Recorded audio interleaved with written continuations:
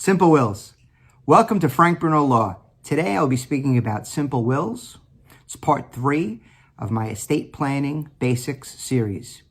But first, if you need to ask me a question, if you would like to ask me a question, please go to callfrankbruno.com, schedule a 15-minute telephone call or an in-person meeting.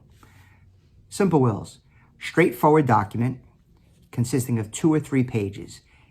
Within it, the person that's creating the will directs, mentions what assets they have and directs where they want them to go.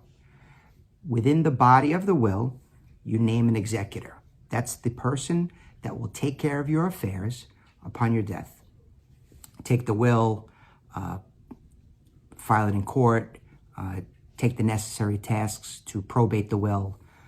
Could be hiring an attorney, marshaling the assets of the state, right? All of the functions of taking the will and having it probated to obtaining letters testamentary, right? From beginning to end, the executor is the person that shepherds the last will and testament through that process.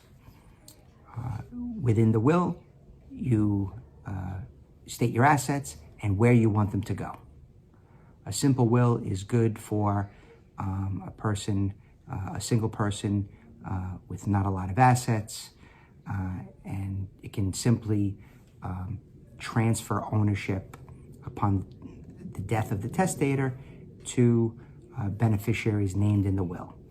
It's good for things that don't have a beneficiary designation. It's good for things that are owned solely in your name, and that's about all it's good for.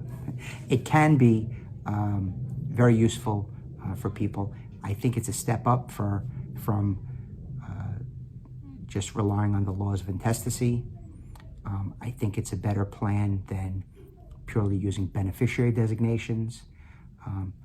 So I do believe in the will as a document that's useful for many people. Now, I am dividing simple wills from more complex wills. I'm going to do another video on complex wills. If you have any questions about simple wills or about any other issues in elder law, please reach out to me at callfrankbruno.com. Thank you very much.